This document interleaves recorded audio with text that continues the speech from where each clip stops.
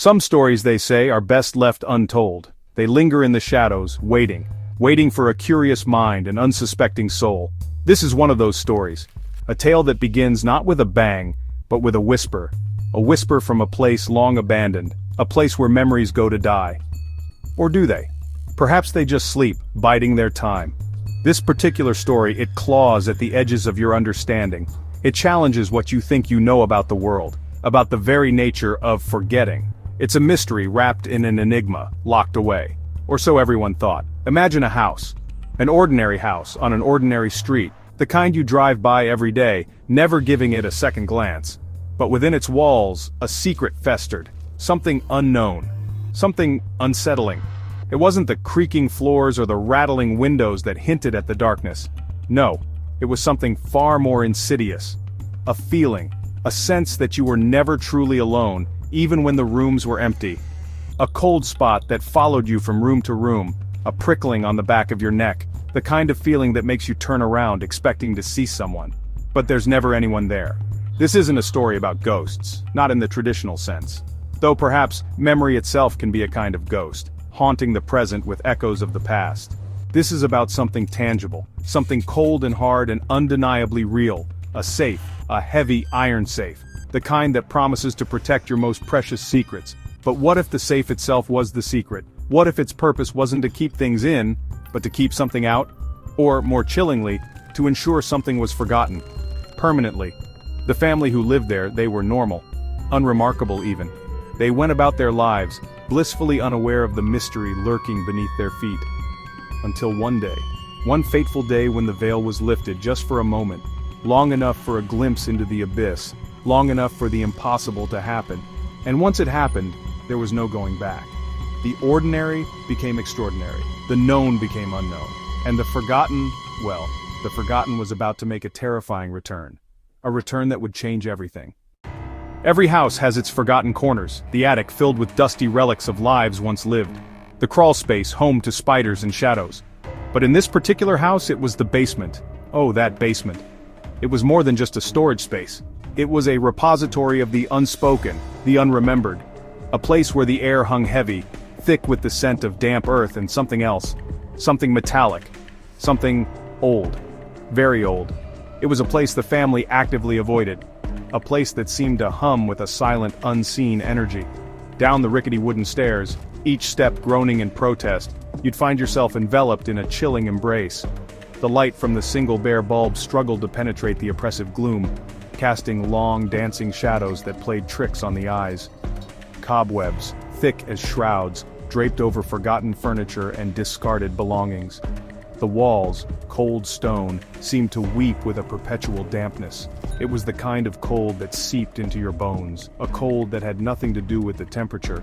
It was the chill of neglect, the chill of secrets buried deep, and there, in the furthest, darkest corner, it sat.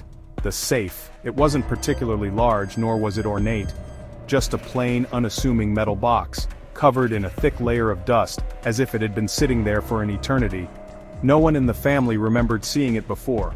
No one remembered buying it or moving it into the house. It was simply there, as if it had materialized out of the very shadows themselves, an unwelcome guest in their subterranean world, a silent sentinel guarding what, exactly? That was the question that would soon demand an answer. The family, when they finally, reluctantly, acknowledged its presence, felt an inexplicable aversion to it. They'd skirt around it, their eyes darting away as if looking too long might invite something unwelcome. They spoke of it in hushed tones, if they spoke of it at all. It was an unspoken agreement. The safe was to be ignored, left to its silent vigil in the cold, dark earth. But some things, some mysteries, refuse to stay buried. Some secrets have a way of clawing their way back into the light, whether you want them to or not. And this safe, it had a secret. A terrifying, impossible secret. The viral hook, as they say, wasn't planned. It wasn't orchestrated. It happened, as these things often do, by chance. Or perhaps by something else entirely. Something that guided a small hand, an innocent touch. It began on a perfectly ordinary Tuesday afternoon. The kind of afternoon where the mundane rhythm of life lulls you into a false sense of security. The adults were busy preoccupied with the everyday struggles of work and home. The children, left to their own devices, explored the forbidden territories of the house. as children often do. One child, the youngest, no more than 6 years old, found himself drawn to the basement. Perhaps it was the allure of the forbidden, the thrill of venturing into a place he'd been warned away from. Or maybe, just maybe, something called to him. A silent invitation. He wandered through the gloom, his small footsteps barely making a sound on the cold concrete floor. His eyes, wide with a mixture of fear and curiosity, scanned the shadowy corners. And then, he saw it, the safe, waiting, patiently, as if it had been waiting just for him, for this very moment. He approached it without hesitation, without the trepidation that gripped the adults. To him, it was just an interesting box. He reached out a tiny hand, his fingers tracing the cold, dusty metal. He touched the dial. He gave it a little spin. Not with any intention, not with any knowledge of combinations or codes, just the idle curiosity of a child. And then, the impossible happened. A soft click. A sound that echoed in the oppressive silence of the basement. A sound that would send shivers down the spine of anyone who heard it. The heavy door, unbidden, unforced, swung open.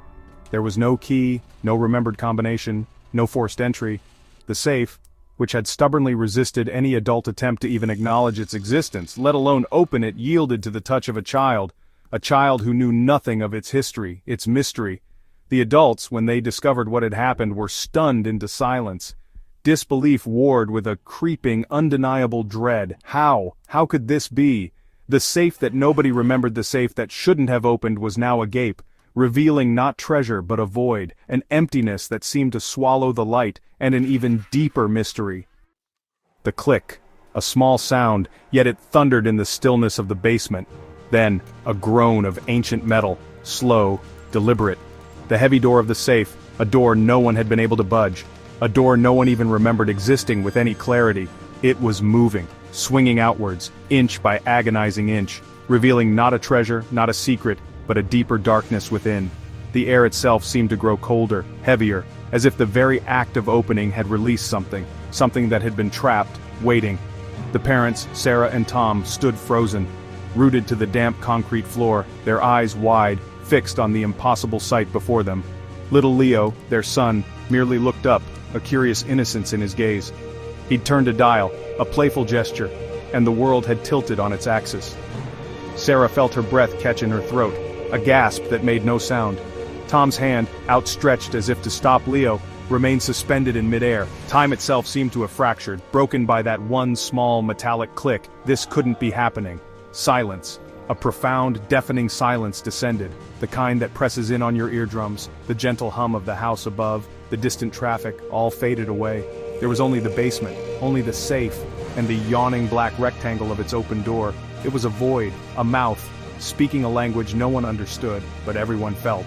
A cold dread, sharp and visceral, began to uncoil in the pit of Sarah's stomach. This wasn't right, this wasn't possible, this was something else entirely, something unnatural. Tom finally moved, a slow turn of his head towards Sarah. His face, usually so animated, was a mask of disbelief. Pale, drawn, his lips parted, but no words came. What could he say? What could anyone say in the face of such an event? Their 6-year-old child had just unlocked a mystery they hadn't even known existed until mere moments ago. A mystery that now lay open before them, exposed, and somehow, terrifyingly, inviting. The discovery had been made. But what exactly had they discovered? All eyes turned to Leo. The little boy, oblivious to the fear, simply smiled. He looked at his parents, not understanding their silence. To him, it was just a box that opened. Sarah whispered, "How did you do that?" Leo shrugged. "I just turned it," he said, pointing at the dial. Tom asked, strained, "Turned it how?" Leo shook his head. "It just opened. Can we see what's inside now?" The dread hadn't touched him yet. They exchanged a look filled with unspoken questions. The impossible had yielded its secret. They tried to get him to repeat it, but Leo couldn't replicate it, leaving them with an open enigma and growing unease. The question hung in the air, can we see what's inside now? For Sarah and Tom, the thought of looking inside the safe was now freighted with dread. What secrets did this impossible safe hold? Leo bounced forward, eager and unafraid. The bright beam cut sharply through the basement gloom, piercing the interior of the safe, illuminating nothing. Empty, just a void. "There's nothing here," Leo said. But for Sarah and Tom, the emptiness was far from boring. It was more terrifying than any secret they might have imagined. It made no sense. The emptiness screamed a silent, chilling message. They retreated from the safe, slowly, as if it might suddenly snap shut, trapping a piece of their sanity within its cold iron walls, leaving Sarah and Tom alone in the chilling silence of the basement. What was this thing, this impossible object that had inserted itself so violently into their ordinary lives?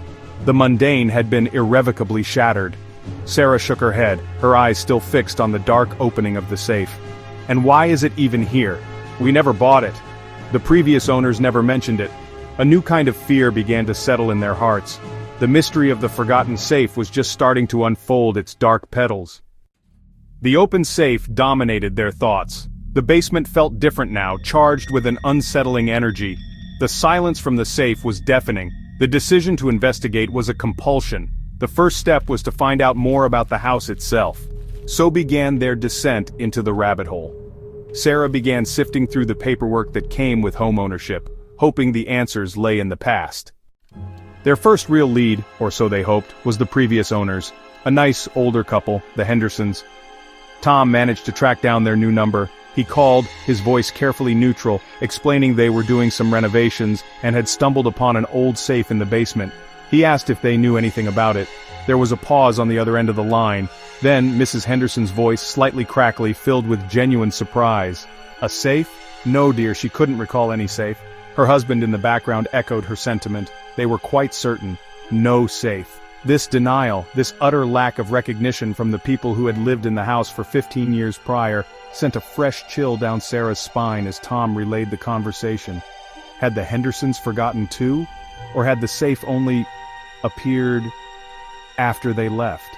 The latter idea was too outlandish to entertain for long, yet the former was equally unsettling. How could one simply forget a heavy iron safe in their own basement?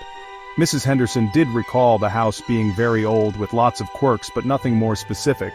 The conversation yielded no concrete answers, only deepened the unsettling feeling that this was no ordinary forgotten object.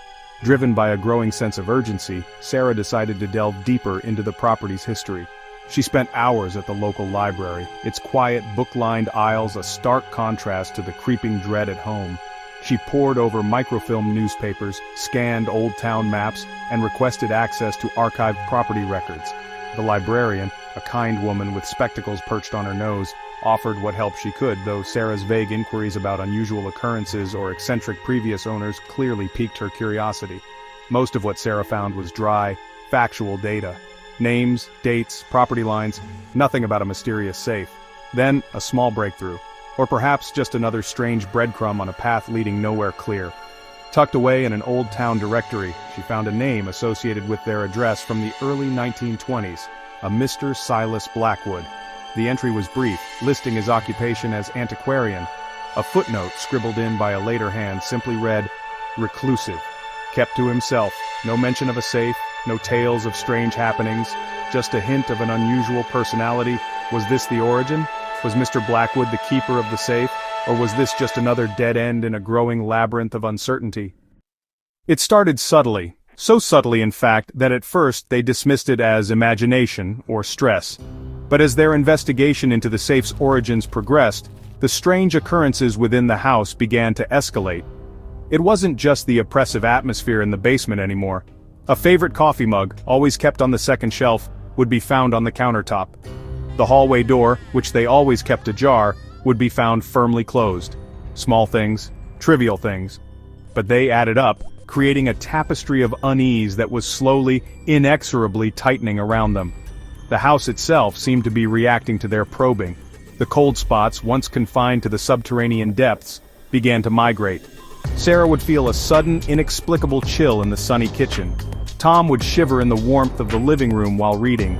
These pockets of icy air seemed to follow them, to linger, especially when they were discussing the safe or their research. The feeling of being watched, once a faint prickle on the back of the neck, intensified. It became a palpable presence, a constant, unseen observer in their own home. They started leaving lights on in rooms they weren't using, a silent admission of a growing fear. Then Leo began to talk. He mentioned a shadow man who sometimes stood in the corner of his bedroom when the lights were out.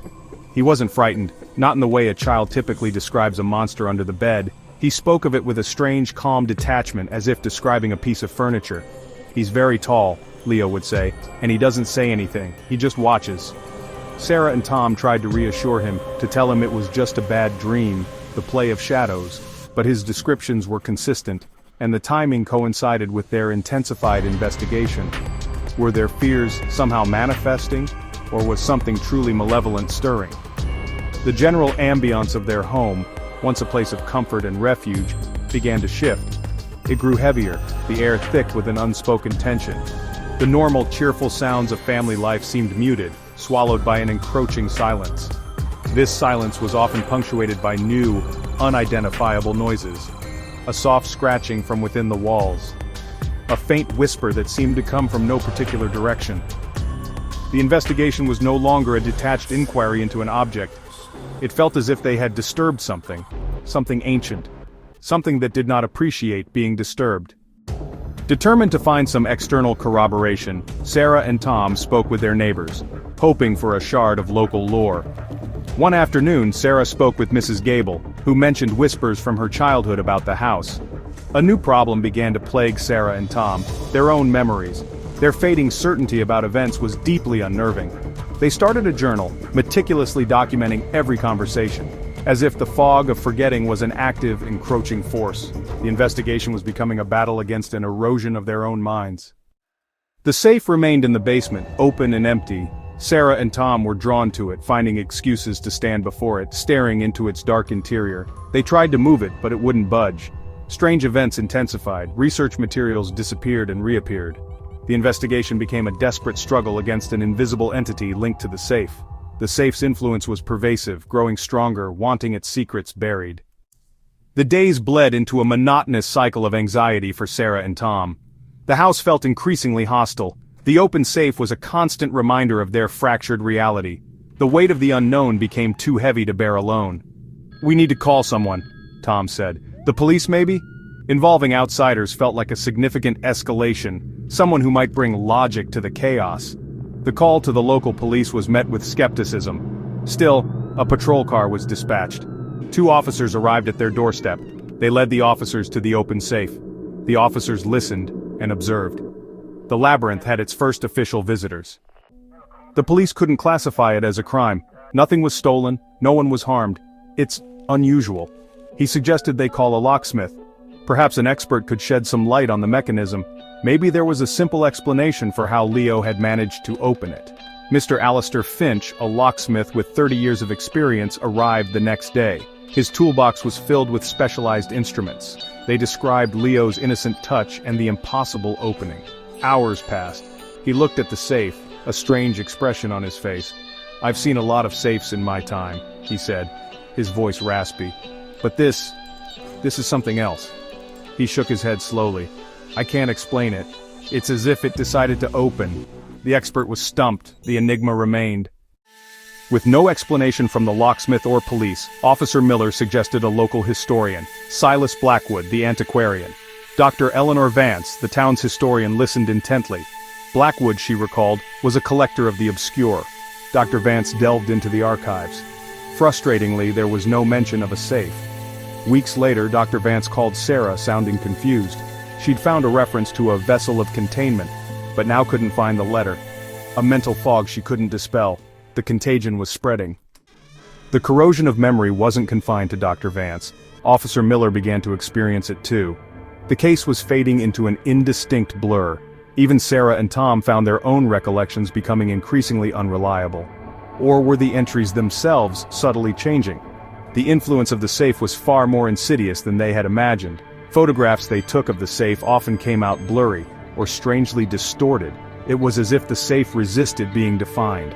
The realm of the half-remembered and the soon-to-be-forgotten. No crime, just an impossible object and a growing sense of unease, slowly, inexorably spreading. Section 5. Retreat from the abyss, the silence of baffled experts. The professionals withdrew, calls unanswered, emails curt, interest gone. Their explanations grew mundane, as if they needed to believe the safe was nothing. Sarah and Tom were left alone, the experts defeated not by complexity but by a mystery that unraveled their certainty. The safe remained, silent and empty, its true purpose still hidden. After the experts left, Sarah and Tom felt reality blur. Memories of the safe faded, details slipped away, replaced by a chilling fog. They argued over facts they could no longer recall, doubt growing between them. Only memories unrelated to the safe stayed sharp, everything else dissolved. It was as if the safe itself was erasing its own story from their minds. Even their journal betrayed them. Entries felt foreign, details vanished. Their notes no longer matched, and physical evidence shifted or disappeared. Photographs blurred, objects moved, labels faded. The safe's influence seemed to reach into their records, rewriting reality. They began to fear not just forgetting but the active erasure of truth. Desperate, Sarah suggested filming everything. They documented the safe, their thoughts, their fear, hoping video would resist the forgetting. For a while the footage anchored them, proof that their memories were real. The tapes became their lifeline, a fragile defense against the safe's erasure. Only the video, they hoped, might remember what they could not. Even with the camera, the forgetting crept in. The safe faded from their minds, until one day, Sarah found it closed, sealed, as if never opened. Tom joined her in silent dread. The circle was complete. The safe, forgotten, had closed itself.